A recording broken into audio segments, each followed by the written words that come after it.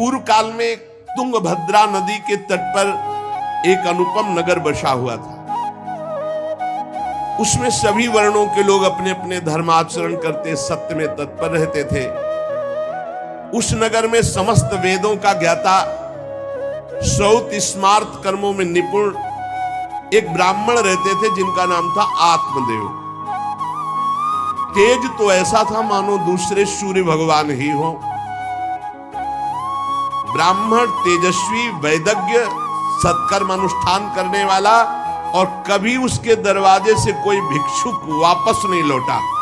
इतना उदार हृदय वाला, देगा ही कुछ न कुछ। पर पूर्व प्रारब्ध के अनुसार उनकी जो पत्नी थी उनका नाम था धुंधुली। पति का नाम आत्मदेव और पत्नी का नाम धुंधुली था। सुंदरी थी, कुलीन थी, पर लड़ाकू स्वभाव था, अपनी बात पे अड़ जाना। अब वो बड़े ज्ञानी थे, वेदज्ञ, वेद के ज्ञाता, इसलिए वो शांत रहते थे। लड़ाई घर में नहीं होती, वो लड़ने वाली ही बात करती थी, पर वो शांत रहते थे। जब घर में नहीं होती तो पड़ोसी से जाके भिड़ना, जरा जरा से कारण में। क्रूर स्वभाव, बकवादी स्वभाव, गृह कार्य में निपुण लेकिन कंजूस और झगड़ालू, प्रारब्ध है। भोग विलास की कमी नहीं थी, खूब संपत्ति थी, घर बढ़िया सुंदर, परंतु सुख नहीं था। क्योंकि जब आत्मदेव घर में आते तो बस उपद्रव, लड़ाई झगड़ा, सब बड़ा नरक समझो। जिसकी घर में अशांति हो, झगड़ा होता, बड़ा नरक है। चैन से नमक रोटी खाए, प्यार से जीवे तो गृहस्थी धन्य। और खूब बढ़िया सब व्यवस्थाएं हैं, पर कलह, अशांति, मन नहीं मिल रहा एक दूसरे, ये बहुत धीरे धीरे अवस्था डल गई। कोई संतान ही नहीं हुई। बड़े बड़े पुण्य कर्म किए, खूब दान पुण्य किया, लेकिन संतान नहीं हुई। अब वो ब्राह्मण बड़े चिंतातुर हुए आत्मदेव की, जिसके संतान न हो तो फिर उसको पिंडदान कौन करेगा। गृहस्थी में विचार होता, कुल परंपरागत चलाने वाला तो कोई होना चाहिए। अब वो बड़े चिंतातुर हुए, हर उपाय करके हार गए थे। तो एक दिन उनके मन में आया कि एकांत जंगल में चलते हैं और अपने प्राणों को त्याग देते हैं। क्योंकि घर में जाओ तो कलह है, न कोई संतान है। अब क्या, सब कुछ करके देख लिया, बुढ़ापा आ रहा है, पुत्र तो हुआ नहीं, तो कम से कम पुत्र होता तो कुल परंपरा चलाने। अब क्या, वो ऐसी भावना में थे कि जीवन व्यर्थ है, जंगल को चल दिए। उधर एक सरोवर में प्यास बुझाने के लिए एक महान संत आ रहे थे। जब कोई धर्मात्मा पुरुष दुखी होता है तो भगवान अव्यक्त रूप से संतों से मिला देते हैं। वो सन्यासी महात्मा थे। ब्राह्मण देखा कि वो जब जल पी चुके तो जाके साष्टांग दंडवत किया, शास्त्रों का ज्ञान था, हाथ जोड़कर खड़े हो गए। तो कथम रोदसी विप्रत्वम काते चिंता बलियसी वदत्वम सब्बत सत्वरम मह्यम स्वस्य दुखस्य कारणम। ये लंबी लंबी सांसें खींच रहे हो, उदास खड़े हो, दुखी दिखाई दे रहे हो। देखने से तो लगता है कि तुम ब्राह्मण हो, क्योंकि तेजस्वी हो। क्या चिंता है तुम्हारी जो तुम जल्दी जल्दी श्वासें खींच रहे हो लंबी, और दुख प्रकट कर रहे हो। ब्राह्मण ने कहा, महाराज आखिरी उपाय आप है। वैसे तो मैं बताऊं, अपने जीवन से निराश हो चुका हूं। आपको देखा तो आशा बन गई। पूर्व जन्म का कौन सा प्रारब्ध मुझे पता नहीं, पर संतान योग नहीं। अब मेरे पितर गरम गरम आंसू चिंता जनित छोड़ रहे हैं, क्योंकि पिंडदान करने वाला हमारे कुल में कोई नहीं रहा, संतानें नहीं उत्पन्न हुई। बहुत दुखी हो गया हूं। सही बताऊं, मैं यहां प्राण त्यागने आया हूं जंगल में। मेरा मन मुझे धिक्कारता है कि तुम्हारा सब कुछ बेकार जब संतान नहीं। और यहां तक कि मैं जिस गाय को पालता हूं वो भी बछड़ा नहीं देती। वो भी बांझ हो जाती है। यहां तक कि जो पेड़ लगाता हूं उसमें भी फूल फल नहीं आते। कितना मैं दुर्भागी हूं, बड़ा भागा हूं। अब मैं अपने प्राण त्यागने आया हूं। फूट फूट कर रोने लगे। संत का हृदय बड़ा करुणा में होता है। संत चाहे तो नवीन प्रारब्ध तत्काल रच सकते हैं, क्योंकि भगवान के भजन में अपार सामर्थ्य है। उन्होंने अपनी दिव्य दृष्टि से देखा, कहा आत्मदेव ब्राह्मण, पुत्र का मोह तो छोड़ दो, आप विवेक का आश्रय लो, भजन करो।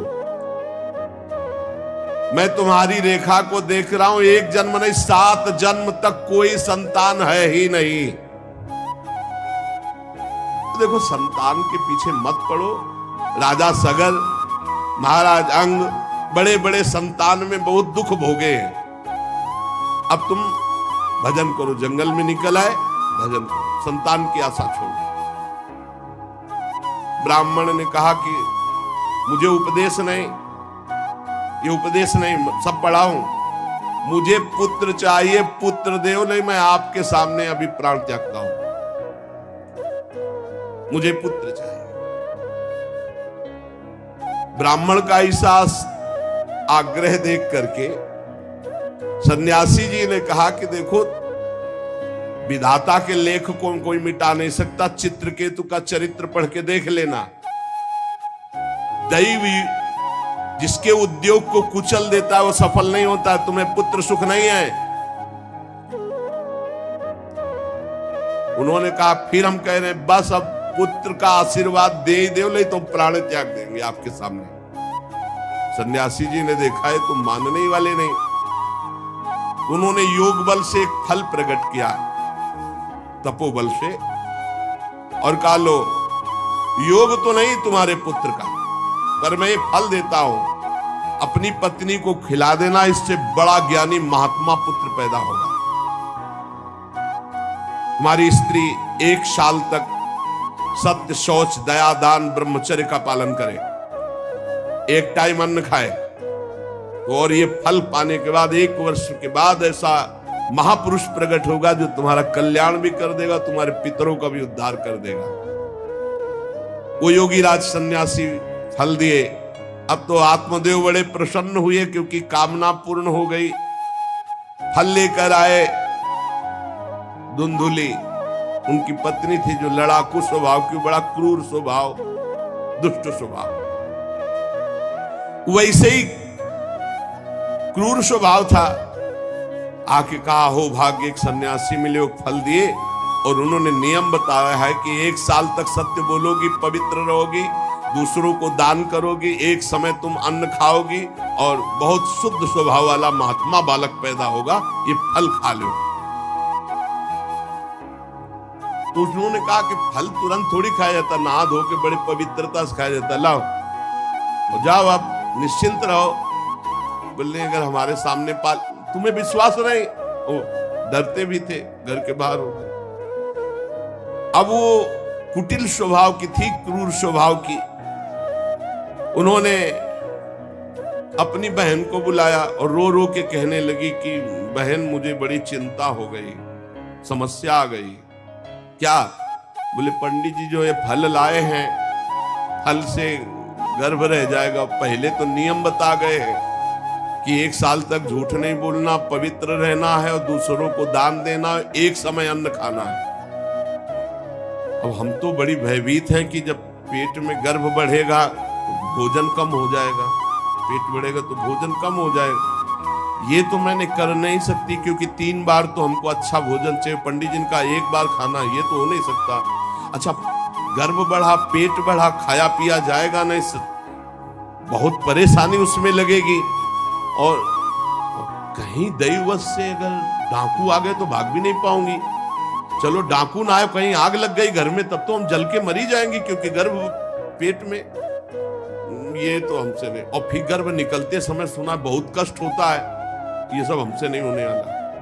देखो एक क्रूर स्वभाव की नकारात्मक सोच।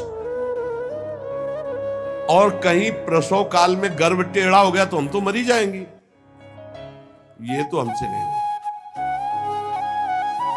अगर गर्भ हमारा बड़ा होने लगा और घर में ननद आ गई, सब माल मता समेटती रहेगी, हम तो कुछ लड़ ही नहीं पाएंगे क्योंकि लड़ने लायक नहीं रहेंगी। ये सब विचार करके उसका ये सब हमसे नहीं होने वाला। उनकी बहन ने कहा सोच क्यों करती। ठीक इसी समय हमें अनुभव हुआ 2-4 दिन इसी महीने में कि हमारे पेट में है, तुम हमारे पति को धन दे देना और गर्भवती का नाटक करो, जब हमारे बच्चा होगा हम तुम्हारे यहाँ पहुंचा देंगे और हम अपने यहाँ शोरगुल कर देंगे, बच्चा मर गया, कौन देखने आता है, और पति को पैसा दे देना। ये तो बढ़िया बात रही, बढ़िया विधान बन गया, जैसे को तैसे मिले तो बढ़िया विधान बन गया। तू गर्भवती का नाटक कर आज से कि फल पा लिया और मैं गर्भवती हो गई, मैं अपने बालक को मरा घोषित कर दूंगी, और ये जो फल लाए हैं इसकी परीक्षा के लिए जो गऊ है उसको उपवा दो। जैसा उनकी बहन ने कहा था वैसे धुंधुली ने सब कर दिया। देख लो, कहा था स्वामी जी ने तुम्हारे 7 जन्म बालक नहीं, तो देखो बुद्धि कैसी खराब हुई, गाय को। अब जब उसकी बहन के पुत्र हुआ तब तक वो कपड़ा वपड़ा पेट में लगा के नाटक करती रही होगी कि हमारे गर्भ है। फिर एकदम घोषणा कर दी जब वो पुत्र रातों रात पहुंच गया कि हमारे संतान हो गई। उसके पिता को अच्छा धन दे दिया, वो धुंधुली को ला करके बहन का बेटा दे दिया। आत्मदेव तो बहुत आनंद हो गए, जानी न जाए नारी गति भाई, उनको क्या पता कि घर में क्या रहस्य हुआ। वो तो बहुत सुखी हो गए कि संत भगवान के द्वारा दिए हुए फल से हमारे पुत्र हो गया। बड़ा आनंद, बड़ा उत्सव मनाया, बालक के जात कर्म संस्कार कराए, खूब दान पुण्य किया, मांगलिक कृत्य किए। धुंधुली ने अपने पति से कहा कि पता नहीं क्या कारण है, मेरे वक्षा स्थल में दूध तो है नहीं, और अभी नया बालक है, बिना मां के दूध के जीवित नहीं रहेगा, तो हमारी बहन के बालक हुआ था पधार गया है, उसको बुला ले क्या? अरे उन्होंने कहा बिल्कुल बुलाओ, हम और पैसे देंगे, स्वागत करेंगे, हमारा बच्चा पुष्ट होना चाहिए। बहुत बुद्धि लगाते हैं क्रूर स्वभाव के लोग, कैसा एकदम फिट कर लिया विधान। अब उसको बुला लिया बालक का पालन पोषण करने के लिए पैसे के लिए, और वो असली मां तो वही है ही है। पुत्र की रक्षा के लिए जो जो कहा आत्मदेव ने वो सब स्वीकार कर लिया। 3 महीने इस बालक के व्यतीत होने के बाद, उन्होंने कहा था 1 साल बाद होगा, 3 महीने व्यतीत होने के बाद गौ के बच्चा हुआ मनुष्याकार, केवल कान गौ के, पूरा मनुष्याकार, सर्वांग सुंदर, दिव्य तेजों में स्वर्ण की सी कांति, क्योंकि वो योगी के तप का। ब्राह्मण देवता नाच पड़े कि भगवान जब दिए तो कितना आनंद, घर में भी बच्चा और गौ के भी बच्चा ही हुआ। खूब संस्कार करके मंगल दान, बड़े प्रसन्न है। सब लोग कहते हैं आत्मदेव का देखो कैसा भाग्य बदला कि घर में भी पुत्र हुआ, गौ के भी पुत्र हुआ, बछड़ा नहीं, केवल कान भर। कैसे आश्चर्य की बात, दिव्य बालक उत्पन्न हुआ। पर इस गुप्त रहस्य का किसी को पता नहीं। आत्मदेव ने देखा कि बालक पूरा मनुष्याकार, केवल कान गाय के, तो नाम रखा गोकर्ण। और धुंधुली ने किसी शास्त्रीय पद्धति से नहीं, अपनी पद्धति से, हमारा नाम धुंधुली तो हमारे लड़के का नाम होगा धुंधकारी, उसका नाम रखा धुंधकारी। कुछ काल व्यतीत हुआ, दोनों जवान होने लगे। गोकर्ण में पूर्ण वैदिक सिद्धांत, धर्म पूर्वक, बड़े ज्ञानी महात्मा, और धुंधकारी पूर्ण दुष्ट। शौचाचार का तो नाम भी नहीं था पवित्रता का धुंधकारी में। खान पान पशुओं वाला, क्रोध नाक में चढ़ा, गंदी वस्तुओं से प्यार करने वाला, बहुत ही गंदा स्वभाव, चोरी बचपन से, द्वेष, पीट देना, लड़ाई करना, ये उसका चलते स्वभाव। दूसरों के खेती में आग लगा देना, घरों में आग लगा देना, गौशाला में आग लगा देना। जैसे किसी का बालक खेल रहा है, आसपास देखा कोई, उठाया कुएं में फेंक दिया। बड़ा दुष्ट स्वभाव। और बड़ा हुआ हिंसक स्वभाव, अस्त्र शस्त्र धारण करके। जैसे कोई अंधा जा रहा है तो आओ बाबा तुम्हें रास्ता बता दो, कुएं में जाके ढकेल देता। बहुत ही गंदा स्वभाव, दुष्ट स्वभाव। अब वो शिकार करने लगा पशुओं का और मांस खाने लगा। जहां आत्मदेव कितनी पवित्रता से, वहां दुष्ट कितना। अब धीरे धीरे व्यभिचार करने लगा, वैश्याओं से संपर्क रखने लगा। संपत्ति थी ही, सारी संपत्ति वैश्याओं को। एक दिन पिता ने कहा आत्मदेव ने कि तुम्हारे आचरण इतने आसुरी प्रभाव के, हमें लगता है कि तुम हमारा सर्वनाश करने के लिए प्रकट, ये क्यों करते हो? तो खूब गिरा गिरा के मारा आत्मदेव को। सन्यासी की बात अब याद आई कि तुम्हारे भाग्य में पुत्र सुख नहीं है। खूब मारा आत्मदेव को। जब इतनी जोर से मार रहा था तो थोड़ी तो दया आई कि पति है, बचा ले। तो धुंधुली गई तो फिर धुंधुली की दम जम के पिटाई की। अब वो तो राक्षसी स्वभाव। और घर के जितने जेवर बर्तन सब उठा के बेच दिए, वैश्यागामी। अब जब सारी संपत्ति स्वाहा, खाने को भी नहीं, तो धुंधुली बैठ के रोती। रोना इससे तो अच्छा कि मैं बांझ रह जाती। दुष्टता की ना, पति ने जब तुम्हें एक दिव्य फल दिया था, खाना चाहिए था। मैं कहां जाऊं, कौन मेरा सहयोग करे? बड़ी विपत्ति, बड़ा दुख, न खाने को न पीने को। अतरे दिन पिटाई करता धुंधकारी, आत्मदेव की भी और धुंधुली की भी। पिता बैठ के रो रहे थे। मैं सन्यासी की बात मान जाता तो गोकर्ण जी आए और उन्होंने कहा पिताजी, आप जैसे विद्वान पुरुष को ऐसा शोक करना उचित नहीं। तुम शास्त्र के ज्ञाता हो, तुम्हें चाहिए कि संसार की असारता का तो थोड़ा विचार करना हो। ये दुख रूपी मोह में फंसकर आप एक अज्ञानी पुरुष की तरह रो रहे हो, पिट रहे हो। पिताजी, क्या शास्त्रों में नहीं पढ़ा पुत्र किसका, धन किसका, पत्नी किसकी, शरीर किसका? ये मोह के कारण अज्ञानी जन रात दिन दीपक की तरह जल रहे। पिताजी, न सुख इंद्र को है, न चक्रवर्ती राजा को है। सुख है तो एकांत में भगवान का भजन करने वाले को है। ये देखो गोकर्ण, ये मुंचा ज्ञानम प्रजारूपम मोह तो नरके गति। ये नरक जाने वाली बात, पुत्र के मोह में फंस करके आप छोड़ो इसे, आपका शरीर नष्ट हो जाएगा। इसलिए मेरी प्रार्थना मानो, आज से निकलो घर से और वन में जाओ, भगवान का चिंतन करते हुए जीवन व्यतीत करो। गोकर्ण जी के वचन सुनकर आत्मदेव वन में जाने के लिए तैयार हो गए। उनका बेटा, आज तक तो कभी वन में तपस्या भजन किया नहीं, बड़ा शरीर से राग है, क्या करूं, कैसे भगवत प्राप्ति करूं? तो देहे स्थिमांसि रुधिरे भिमतिम त्यजत्वम जाया सुतादिषु सदा ममतां विमुंच पश्यानिशं जगदिदं क्षणभंगनिष्ठं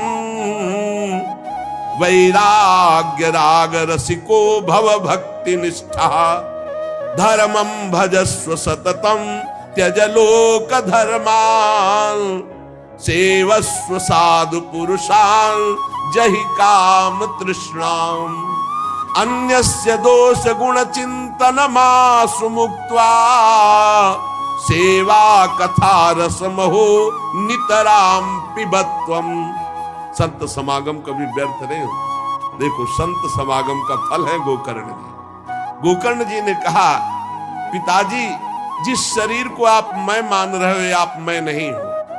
ये शरीर हड्डी मांस रुधिर का पिंड है, इसे आप मैं मानना छोड़ दें। आपकी स्त्री, आपका पुत्र, ये कभी आप मत माने।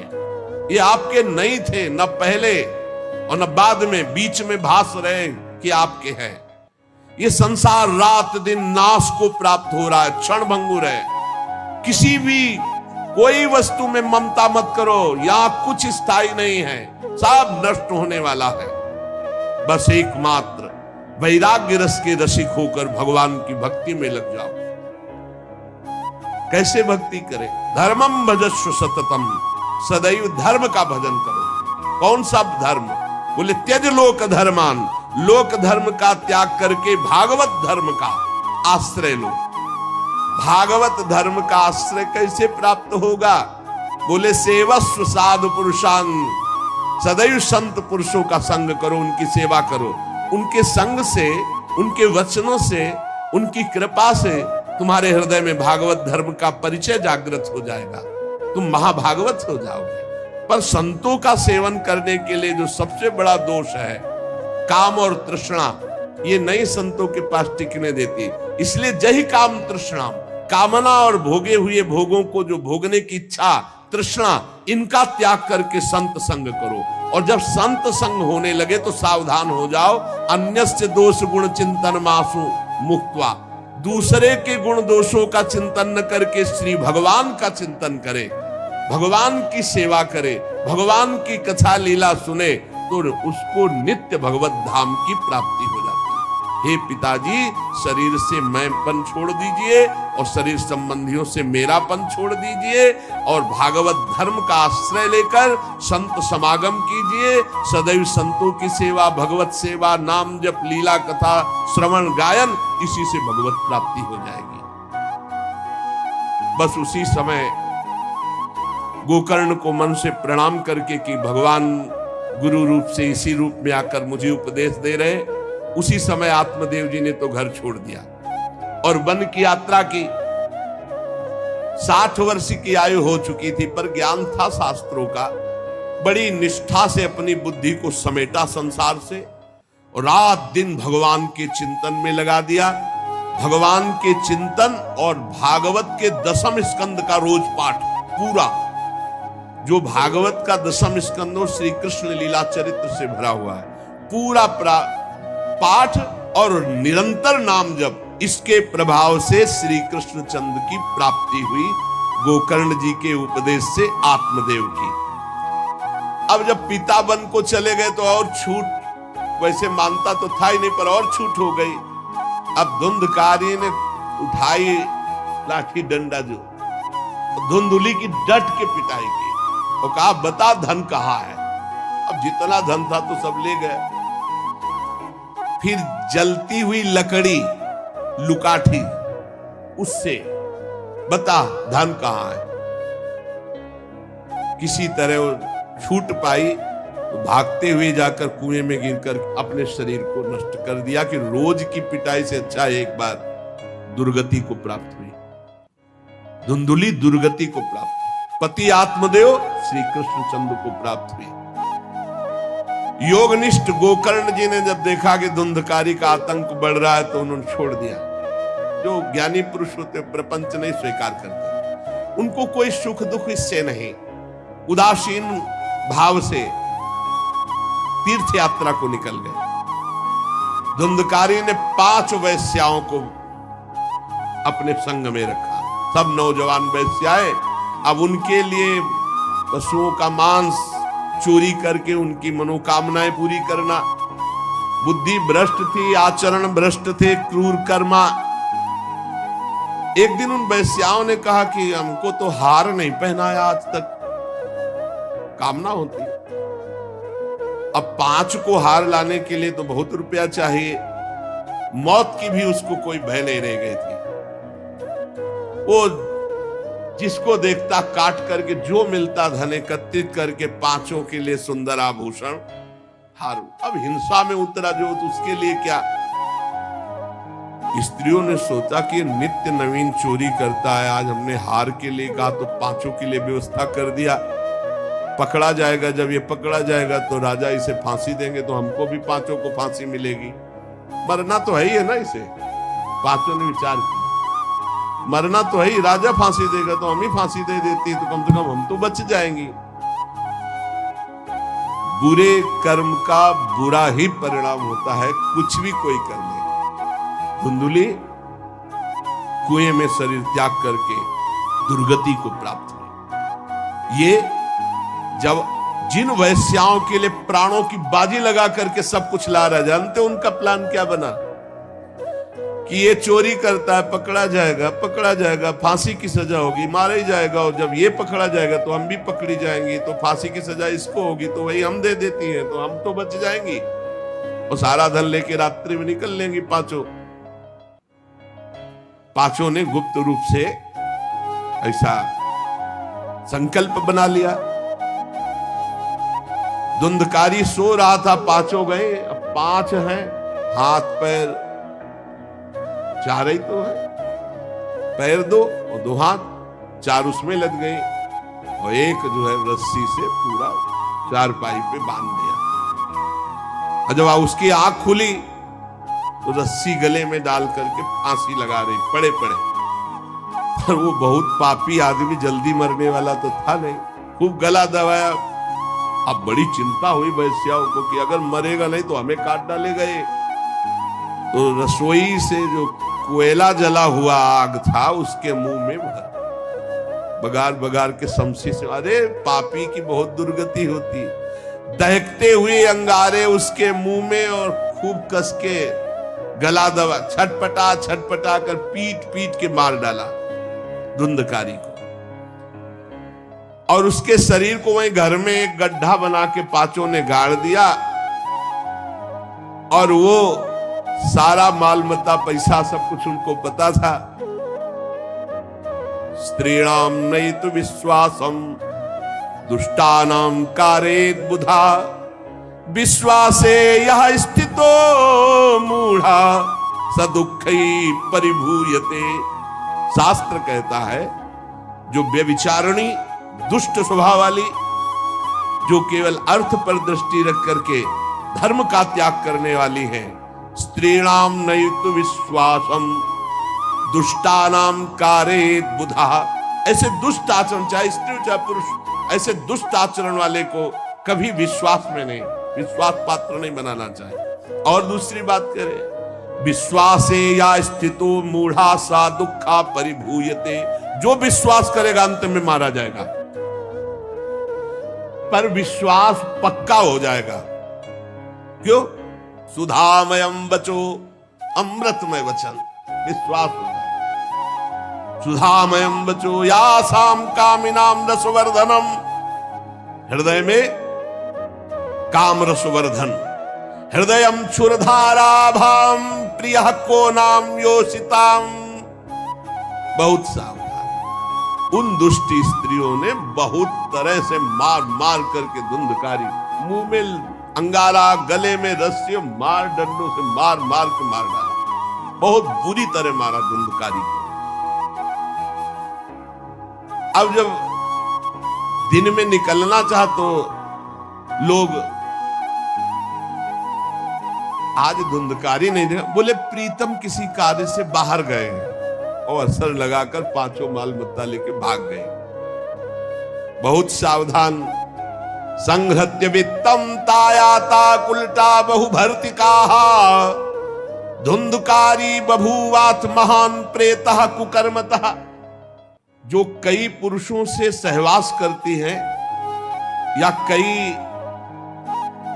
स्त्रियों से जो सहवास करता है, ऐसा अपवित्र हो जाता है कि उसके छूने मात्र से पुण्य नष्ट हो जाते हैं। फिर तो उनके संग से ही रह रहा था, उसे वैश्या उसे ही कहते हैं।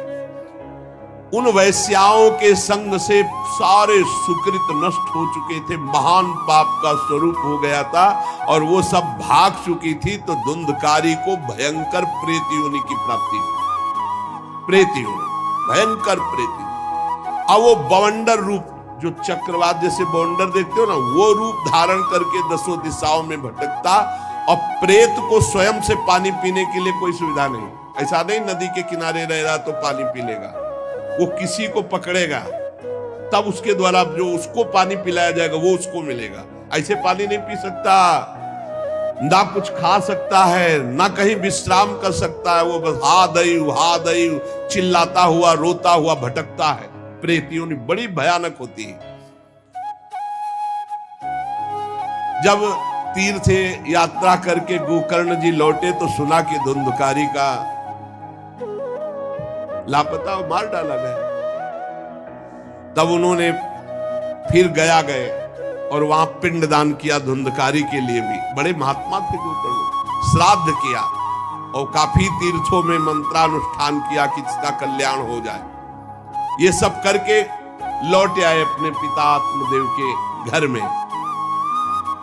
रात्रि में कोई देख ना पावे इसलिए सीधे अपने घर में गए और शयन किया। और वहीं गड़ा था धुंधकारी, प्रेत आत्मा बन के वो मड़रा रहा था। वही प्रेत आत्मा ऐसे को नहीं छूती जो भगवान का भजन करते। देखो अब जे धुंधकारी ने देखा कि गोकर्ण आए हैं तो उसको तसल्ली हुई कि महात्मा हमारा कल्याण कर देगा। वो प्रकट हुआ, भेड़ा बना।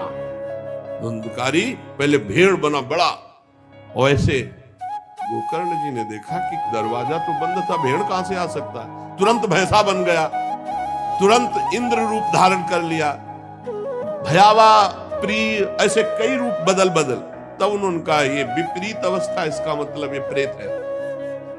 क्योंकि ऐसी विपरीत निंदनीय और बंदनीय दोनों रूप धारण कर रहा है, दुर्गति को प्राप्त हुआ प्रेत आत्मा है। वो डरने वाले तो थे नहीं, ज्ञानी महात्मा थे। गोकर्ण ने कहा कस्तो मुग्र तरो रात्रौ कुतो यातो दशामिमाम किंवा प्रेता पिशाचो वा राक्षसो शीत संसना। कौन है तू? प्रेत है, पिशाच है, राक्षस है, क्या है ये? क्या नाटक कर रहा है? कभी भेड़ बनता है, कभी भैंसा बनता है, कभी इंद्र बनता है, कभी ये रूप। कौन है तू? ये अधोगति को प्राप्त कैसे हुआ तू? गोकर्ण जी डरे नहीं। अगर सच्चा महात्मा न हो तब तो भयभीत हो जाए। गोकर्ण जी सच्चे महात्मा है। अब वो चिल्ला चिल्ला के केवल रो रहा, एक शब्द भी नहीं बोल पा रहा। तो गोकर्ण जी समझ गए अधिक पाप होने के कारण ये बोल नहीं सकता। तब अंजलि में जल लिया और कई मंत्रों का जाप किया और फिर उसके ऊपर फेंका। जे भी फेंका तब बोल पाया, भैया मैं आपका भाई धुंधकारी हूं, बचा लो, मेरी भारी दुर्गति हो गई। मैं तुम्हारा भाई हूं, मैं धुंधकारी हूं। अब मुझे बहुत कष्ट हो रहा, पश्चाताप हो रहा, मैंने सब कुछ नष्ट कर दिया, धर्म भ्रष्ट पापाचारी। अब मेरी बड़ी दुर्गति है, उन उल्टा वैश्याओं ने मुझे तड़पा तड़पा करके मारा है। मैं कुछ कर नहीं सकता इस समय। ऐसा थोड़ी कि प्रेत है जिसको चाहे पटक दे, ऐसा नहीं है। ऐसा विधान नहीं, पहले वैश्याओं को मारता जाके। मैं कुछ कर नहीं सकता, प्रेत योनि में पड़कर दुर्दशा भोग रहा हूं। अब दैववश केवल वायु से जीवित हूं, बहुत प्यासा हूं, भूखा हूं, पर नहीं खा सकता, नहीं पी सकता। आप दया समुद्र भैया मेरा उद्धार करो। गोकर्ण ने कहा कि तुम्हारा उद्धार तो हो जाना चाहिए, तुम्हारे लिए तो मैं गया में गया, वहां श्राद्ध दिया, तीर्थों में भी अनुष्ठान किया, फिर तुम्हारा प्रेत योनि से उद्धार कैसे नहीं हुआ? तो उनका भैया एक दो बार गया श्राद्ध से, मेरा कुछ नहीं होने वाला, बहुत पापी हूं, बहुत बड़े बड़े पाप किए हैं। कोई दूसरा उपाय सोचो, छोटे मोटे पिंडदान से, दान पुण्य से मेरा उद्धार होने वाला नहीं, बहुत स्टॉक है हमारे पाप का। तुमको हम बताएं, सैकड़ों बार गया श्राद्ध करो तो भी मेरा कल्याण नहीं हो सकता, ऐसा मैं पापी हूं। कोई दूसरा उपाय सोचो। गोकर्ण जी ने कहा सैकड़ों गया श्राद्ध से तुम्हारी मुक्ति नहीं हो सकती, तो तुम्हारी मुक्ति असंभव है। कहा भैया मैं तुम्हारे चरणों में पड़ा हूं, मुझे मेरा उद्धार करो। तो कहा ठीक है, तुम अभी इस घर से निकलो, कहीं और रहो, हम जब तुम्हें बुलाएं तब आ जाना। जाओ हटाओ, हमारे इस घर से हटो। हटा दिया उनको। गोकर्ण जी की आज्ञा पाकर धुंधकारी बाहर भटक रहा है। रात भर विचार किया कि इसका कल्याण कैसे होगा, जब सैकड़ों गया श्राद्ध से कह रहा उद्धार नहीं होगा। अब जब प्रातः काल हुआ, दरवाजा खुला तो बहुत से विज्ञजन आकर के गोकर्ण जी से मिले। गोकर्ण ने सबसे सलाह की कि क्या हो सकता है, ऐसे ऐसे स्त्रियों ने उनको मारा और वो प्रेत योनि को प्राप्त हुए। जो लोग विद्वान थे, योगनिष्ठ थे, वेदज्ञ थे, उन्होंने कई शास्त्र पाठ आदि की बातें बताई, सबने, पर सही उत्तर नहीं मिला। गोकर्ण जी महान तपस्वी थे। गोकर्ण जी ने प्रातः काल स्नान करके अर्घ दे रहे थे, बोले औरों से क्या पूछना, सीधे सूर्य भगवान से पूछो। मंत्र का उच्चारण करते हुए सूर्य भगवान को स्थगित कर दिया, रोक दिया। बहुत बड़ी मंत्रों में तथा सर्वै सूर्य वाक्यम तन्मुक्तो स्थापितम परम गोकर्णा स्तंभनम चक्रे सूर्य वेगस्य वै, तथा सूर्य की गति को रोक दिया। और तुभ्यम नमो जगत साक्षिन ब्रूहि में मुक्ति हेतु कम। अब हम किससे पूछे, आप ही बताओ। हे जगत साक्षी भगवान सूर्य, धुंधकारी का उद्धार कैसे हो सकता है? आप कृपा करके बताइए कि धुंधकारी की मुक्ति कैसे हो सकती है? गोकर्ण की प्रार्थना सुनकर भगवान सूर्यदेव ने कहा, श्रीमद् भागवत महापुराण नियम पूर्वक सुनाओ, निश्चित उसकी मुक्ति हो जाएगी। सप्ताह पारायण 7 दिन में पूरी भागवत श्लोक सहित। सूर्य भगवान की आज्ञा सबने सुनी, गोकर्ण जी ने भी सुनी। बहुत सरल उपाय। गोकर्ण जी ने निश्चय किया, मैं स्वयं सुनाऊंगा और उसका उद्धार करूंगा। अब तो कथा का समय निश्चित किया। बहुत से लोग कथा सुनने के लिए वहां पहुंचे। जब सुना कि भगवान की कथा सब पापों का नाश कर देती है, तो बहुत से लोग, पापी पुण्यात्मा जो भी, सबको बैठने की उचित व्यवस्था की गई। एक 7 गांठ का बांस जो सीधा आवाहन किया धुंधकारी का और कहा, इस पे बैठ जा, तू भी कथा सुन। तो सीधे 7 गांठ के बांस पर धुंधकारी जाकर के बैठ गया, छिद्र में वायु रूप हो गया, क्योंकि बाहर कहीं स्थित नहीं रह सकता, चलायमान तो बैठना है। गोकर्ण जी ने एक वैष्णव को मुख्य श्रोता बनाया और प्रथम स्कंद से स्पष्ट स्वर में कथा सुनानी प्रारंभ की, श्लोक और अर्थ। सायंकाल को विश्राम दिया तो एक बड़ी विचित्र बात हुई। सभासदों के देखते देखते एक बांस में तड़ तड़ की आवाज हुई, एक गांठ फट गई। दूसरे दिन कथा हुई, दूसरी गांठ, तीसरे दिन तीसरी गांठ, 7 दिनों में 7 गांठें फाड़ करके धुंधकारी परम पवित्र दिव्य रूप भगवत पार्षद रूप धारण करके प्रकट हो गया।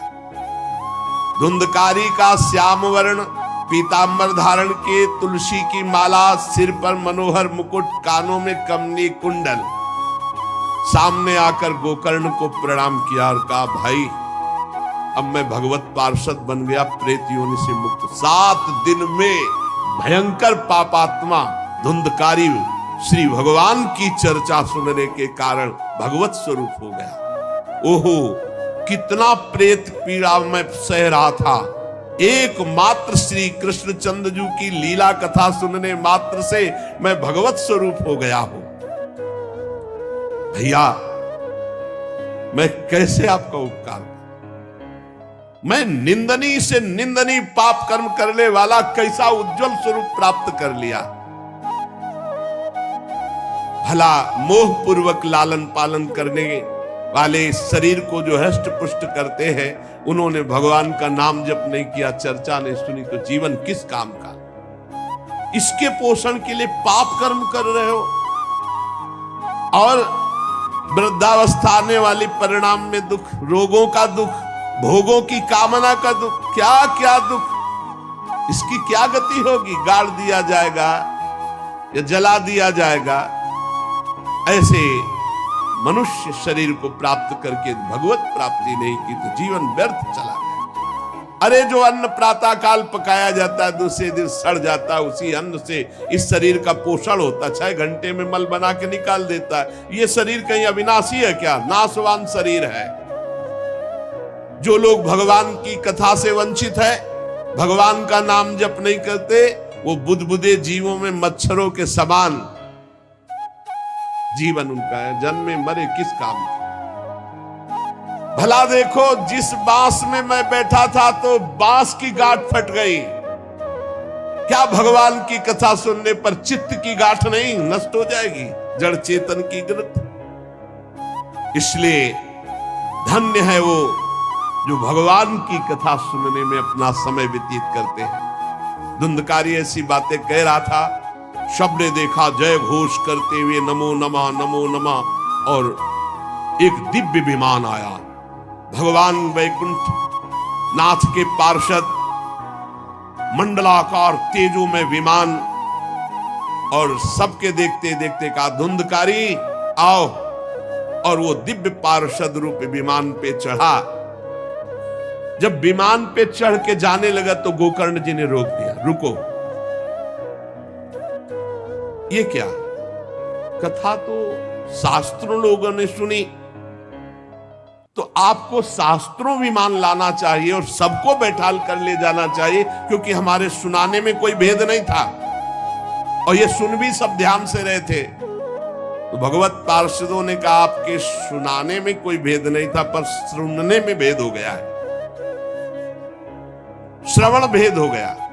ये उपवास करके बिना कुछ खाए पिए रात दिन कथा का ही चिंतन करता रहा, मनन करता रहा, इसके कारण इनको भगवत पार्षद रूप मिला जा रहे। और ये कथा सुना भर है, मनन नहीं किया, मनन विषयों का हुआ, इसलिए विमान पे नहीं। ये निराहार रहकर 7 दिन में चर्चा सुनता और रात भर उसी का चिंतन करता, उसके प्रभाव से परम पद का अधिकारी हुआ। इसलिए जो मननहीन है, जिनको गुरुवचनों पर विश्वास नहीं है, जो कथा में चित्त की एकाग्रता नहीं है, वो फल भेद हो गया। वो भगवान के दिव्य धाम में एक बार में नहीं जा सकते। गोकर्ण जी आपको तो लेने के लिए स्वयं गोलोक बिहारी आएंगे, यूं कह करके विमान अंतर्ध्यान हो, अर्थात चले गए। गोकर्ण जी ने समस्त श्रोताओं से कहा बिना तुम्हें विमान में बैठा ले मुझे चैन नहीं। सावन के महीना में हम फिर अनुष्ठान करेंगे, सब लोग कथा सुनो और सच्चे नियम से रहो, उसका मनन करो। ऐसा ही किया, सब लोग उपवास करके अल्पाहार करके कथा सुने, और जो ही 7 दिन में कथा की समाप्ति हुई तो भगवान के बहुत से पार्षद विमान लेकर आए, और जितने कथा सुनने वाले थे सबको परम धाम ले गए। और भगवान ने गोकर्ण जी को स्वयं गोलोक बिहारी हृदय से लगाया। जे भी हृदय से लगाते हुए गोकर्ण भगवत स्वरूप हो गए। वही किरीट श्यामवर्ण पीतांबर धारण किए हुए, कुंडल आदि से विभूषित। यहां तक कहते हैं कि उस कथा में सुनने में जो कुत्ते भी बैठे थे, वो भी गोकर्ण जी की दृष्टि पड़ने पर विमान पर बैठकर भगवत धाम को गए। भक्तवत्सल भगवान श्री कृष्ण इतने गोकर्ण जी पर प्रसन्न हुए कि तुमने सबको कथा सुनाकर मंगल अनुष्ठान। इसलिए गोकर्ण जी जिस जिसको चाहा, मालूम कथा सुनकर कुत्ता मनन तो नहीं कर सकता, लेकिन गोकर्ण जी ने मनन किया कि ये कुत्ता भी कथा में बैठा था, इसका भी भगवत उद्धार हो जाए। ये आप इसीलिए आसपास जो है जीव जंतु सब भगवत स्वरूप हो जाते हैं। बड़े बड़े सिद्धों को जो गति नहीं मिलती, भगवान की लीला कथा सुनने से, गोकर्ण जी के प्रभाव से धुंधकारी सहित समस्त श्रोताओं को भगवत धाम की प्राप्ति हुई।